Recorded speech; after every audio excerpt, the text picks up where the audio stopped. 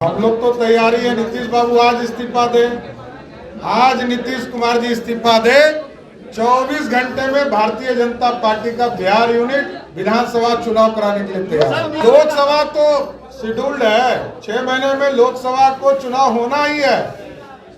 अब तो election commission of India को तय करना है। लोकसभा का चुनाव देश के यशस्वी प्रधानमंत्री जी या इलेक्शन कमीशन ऑफ इंडिया ही निर्णय ले सकते हैं। हम उनसे आग्रह करते हैं, यदि आप में हिम्मत है तो 24 घंटे में विधानसभा को भंग कीजिए। भारतीय जनता पार्टी आपसे लड़ने के लिए तैयार है। नमस्कार, बहुत स्वागत है आपका लाइव बिहार में। मैं आपके साथ रूपम।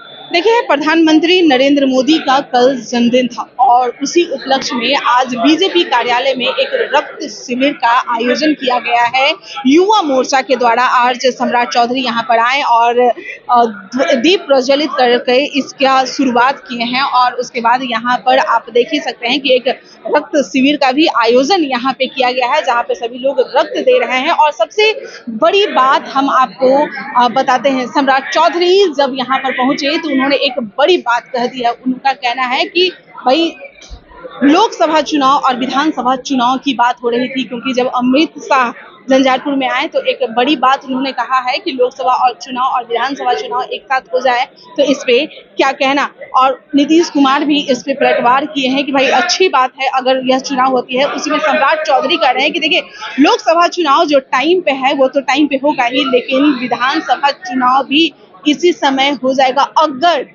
अगर उन्होंने कहा है कि नीतीश कुमार अगर इस्तीफा देते हैं तो 24 घंटे के अंदर ये लोग विधानसभा चुनाव घोषित करवा देंगे। चलिए सुनिए सम्राट चौधरी क्या कुछ कह रहे हैं। दिन के शुभ अवसर पर सेवा पखवाड़ा हमारा शुरुआत हुआ और ये लगातार ये कार्यक्रम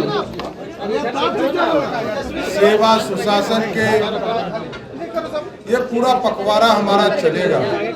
आज 18 तारीख को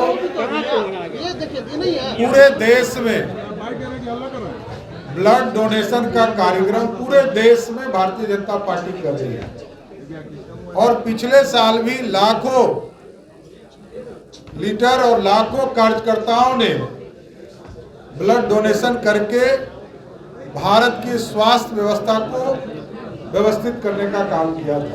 इस बार भी भारतीय जनता पार्टी युवा मोर्चा, भारतीय जनता पार्टी पूरे देश में कैंप लगाकर ब्लड डोनेशन का कार्यक्रम कर रही है और जिससे स्वास्थ्य सेवा में और मदद मिल सके, इसकी पूरी संरचना का साथ देने का काम कर रही है। सर, लोकसभा का विशेष सत्र बुलाए जाने पर जितना जल्द चुनाव हो जाए वो ठीक। हम लोग तो तैयारी है। नीतीश बाबू आज इस्तीफा दे, आज नीतीश कुमार जी इस्तीफा दे, 24 घंटे में भारतीय जनता पार्टी का बिहार यूनिट विधानसभा चुनाव कराने के लिए तैयार है। लोकसभा तो शेड्यूल्ड है, 6 महीने में लोकसभा को चुनाव होना ही है। अब तो इलेक्शन कमीशन ऑफ इंडिया को तय करना है, क्योंकि 6 महीने के अंदर इलेक्शन कमीशन ऑफ इंडिया को तय करना है कि चुनाव की प्रक्रिया कब करना है, यह स्वयं प्रधानमंत्री जी तय कर सकते हैं। तो प्रधानमंत्री जी ने कहा है कि ऐतिहासिक होगा ये जो 5 दिन का बजट है, ये सत्र जो है, और सत्र के माध्यम से ऐतिहासिक कार्य भी हम करेंगे। तो लोकसभा का चुनाव देश के यशस्वी प्रधानमंत्री जी या इलेक्शन कमीशन ऑफ इंडिया ही निर्णय ले सकते हैं।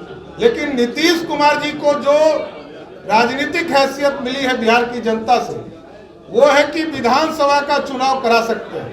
हम उनसे आग्रह करते हैं, यदि आप में हिम्मत है तो 24 घंटे में विधानसभा को भंग कीजिए।